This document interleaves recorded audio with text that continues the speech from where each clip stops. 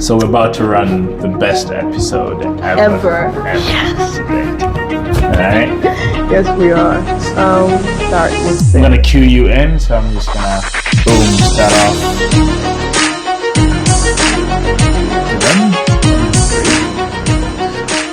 2, 1. Compliments of the new season. Welcome to 2025 and welcome back to your favorite podcast, The Broke and Building. Mm-hmm. And I'm your boy Bishop, and I'm with my fellow broke builder, my favorite broke builder. Thank you, Bishop. Jenny. Thank you. So, yes, I was just talking to you earlier about this new year. I know we're a little late, a couple of weeks late. Yeah. But still, happy new year. And we were just, I was just talking to Jenny because we just met really for the first time today, besides from work. And we were catching up about 2025. And I asked, what is this new year about? And you mentioned an interesting word. Yeah. Yes. So I've actually had time to think about this, especially after having conversation with Jessica. Mm-hmm. And she was so happy this one evening, and she came asking. Yeah. I think it was not New Year yet, but New Year's Eve or so, asking Peaches and myself. Mm-hmm. Peaches, my sister, by the way. Mm-hmm. Oh, guys, what's your resolution? What's the word of the year? I was not having it that night. You were not. I was like, I don't know. And she told us her word of the year. And then I started thinking about words that I felt like I could bring into this new year. Mm-hmm. And one of the words that came up was elevation. Yeah. And so after much thought, I think Jessica was dropping me off at the office this one morning. I was like, I've had time to think about this. Mm-hmm. Maybe elevation is my word, you know? And so I'm hoping that things that I'm going to sow, the seeds I'm going to sow this mm-hmm. year, that they're going to elevate. But then I had, another reflection. And after deep introspection, I feel like the word that makes sense more, and I feel deeply, mm-hmm. is audacity. Mm-hmm. So my word of the year is audacity. And I think I also brought that up in a conversation I had with Peaches. I was like, honestly, I don't want to think about things that I want to do, just as we had the audacity to start this podcast. Mm-hmm. I just want to have so much balls, I just want to have so much. I want to be audacious this year and just she's going to be a daredevil this year. So yep. And so that is something that resonates with me more than elevation. And I told you why. I said, I feel like I just want to have the audacity to sow these seeds that I have in mind and then maybe 2026 will then I can the more fitting one, elevation. And so that's it, guys. My word of the year is audacity. I just want to have the audacity to do what I want to do. Yes. In Africa, we say the liver. She wants to have the liver to do it, but being audacious it's a beautiful word. So you had me thinking about my word as I was saying. I was like, I gotta find a word as well. And I think one thing I like about the concept of a word is usually we think resolutions, and sometimes it's like a whole list of things. But mm-hmm. I think a word frames things better. Mm-hmm. And even if that list changes, because it's definitely gonna change. But you have this kind of like theme, like there's an overarching theme. So I think my word is going to be... drum roll. Okay. I know, it's going to sound so cliche, but it's going to be artistic. Oh. Okay. I'm always artistic, but I feel like 2025, the way 2024 ended, mm-hmm. kind of was, it kick-started 2025 for me. Mm. So for a bit of context. Yes, please, explain. I We do went not back have home for context. Christmas. So that was great. So going back home for Christmas, I got to see family and, reconnect with my old friends. But one of the most, fun things that I did was I felt like I reconnected with a lot of my artistic work. That's because 2024, like, I was still making music, I was still doing the YouTube, but it was kind of like in the far back of my mind. Because like after graduation and then the job and everything, so it's almost like the art kind of was something I was still doing, but I wasn't the most artistic, I felt. There was a point where I felt I was kind of growing distant with the music, and which was a funny feeling because I was still recording in a way. Like I did an album with my friend and all that. You did the But Mandela yeah, I thing. did this song. I think, what I missed was because usually throughout college, I was performing, like I was doing gigs. So I think when I went back home, because I did like 2 big concerts, so being on stage again and getting that feeling, performing, reconnecting with fans. So it's almost like it brought that feeling back. I realized what I was missing because it's one thing to sit in my room, record music, but there was always that on stage experience. So with the job, I didn't like do any gigs really. I wasn't performing because we used to have this thing called Gem Night. So every other 2-3 weeks, I was on stage in Leamington. But because of the job, I was just in my room, still making music, but it was different. Christmas comes, I go back home. We have this great concert in ETA 8, and it was a different concert. It was inspiring in its own way.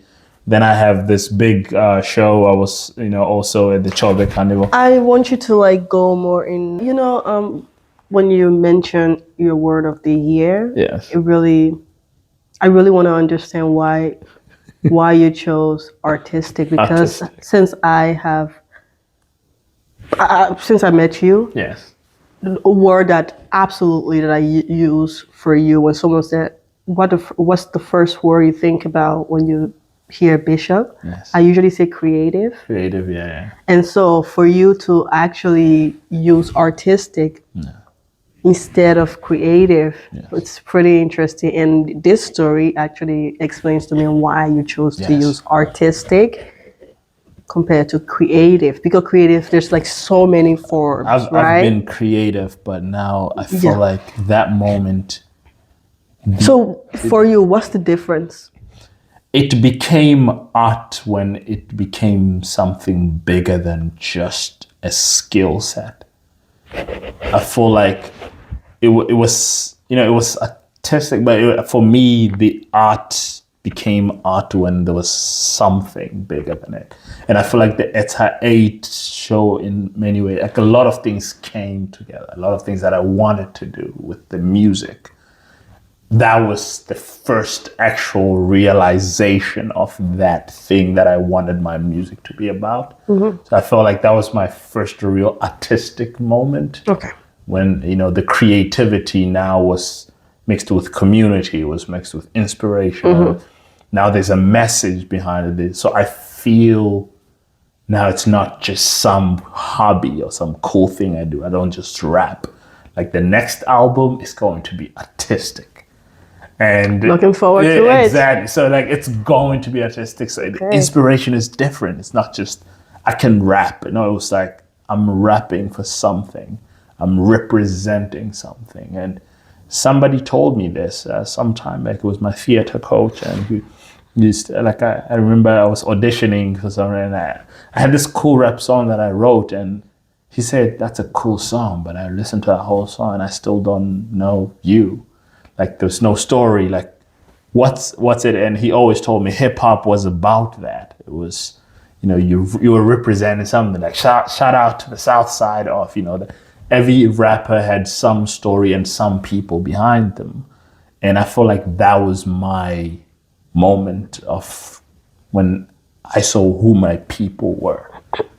And it's the people of the Okavango, it's the people of ETA 8, it's the people of Botswana in many ways. So like I connected the art to its roots, to where it's coming from. And now it's you should hear that album. I can hear it in my head almost. I am very interested in hearing that album, by the way, and I'm sure we all will be interested in hearing what you have out there. By the way, you do have some products already out there, music-wise, on YouTube. So yes, I think YouTube it's about music, So Spotify, it's Bishop BW. So it's Bishop space BW. That's like the tag for Botswana. Yeah. So check out my music. There's an EP dropping this Friday. Okay, so you have to pay for this promotion though. Oh, we're too broke. I'm kidding. You know, the album is sponsored by, the podcast. She's my manager. She's sponsoring everything. I am. But yeah, like I'm, I've talked a lot about myself in that, but I want to unpack that. There's still something you haven't unpacked. The audacity. There's, can you give me a bit more of a visual of that? Sure. Yes. Where do I start? Yeah. The audacity for me, the reason why I chose this word as my word of the year is just going back to our first video and just do it. Whatever the whole theme. Yes. Personally, there have been a lot of like goals that I personally have wanted to achieve or to get to, or place a journey that I've wanted to like thicken. However, I think one of my roadblocks have been just like wanting everything to fall in place before taking the next step.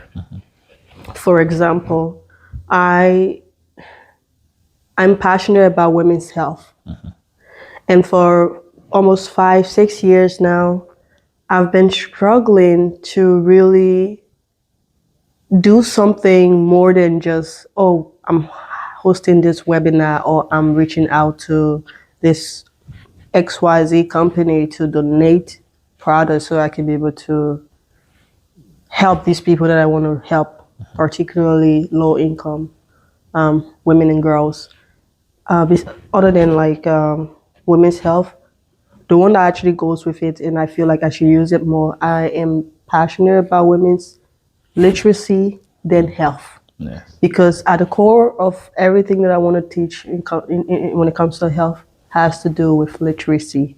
If they are not illiterate, impacting those knowledge that I want to when it comes to their health will not make the impact that I hope for. And so just having the courage to start something that can actually help me maybe create a space or spaces that will get me to help these women literally while also helping them with these physical products that they need. Anything from period pads, tampons, anything from like giving them not just menstrual education, but actual like tangible like training. And I was just sitting like back in December and having conversations with like other sisters and friends of mine who are more focused on when it comes to literacy, women's literacy and empowerment through vocational training and stuff like that. Something that like spoke to me was, even though I'm passionate about the literacy, maybe instead of me, I should, I don't have to do it. I can actually partner with these people to deal with that part of passion that part of like issue that is there to me, why I tackle this from the other end. And so I've been having a lot of those types of conversations with my amazing sisters, and it just really excited me, or created an excitement within me that I was like, you know what, I'm just gonna have the audacity, enough audacity to start do the part that I know I can do, which is finding a way to provide products for these women, and then hopefully sprinkle my audacity to these other friends and sisters Yes. of mine to also do that part, because I feel like if they do that part, I do this part, we can come together to accomplish things that we are all, very much interested and passionate about. And so audacity for me is just like actually starting Siata. Yes. Siata for the Siata. first time. I will unpack Siata on another another- episode. yes, That's what we'll I talk feel more like. We'll about talk that. more. But Siata is in short, it's a period product brand that, not just any period product, but at least I want to be specific, a sustainable period product brand that I'm working on with Bishop I'm and a a few partner. other family and friends, Yes. my niece, and so we are all like coming together to build this sustainable product brand, which I'm really excited about. We are all excited. I'm looking forward And to so Yeah, I think 2025 is gonna be audacious and artistic, and I think you know what? It's fun because it's both A. It's like both A's. It's both A's. So it's great. we're gonna be audacious and audacious and artistic. Yeah.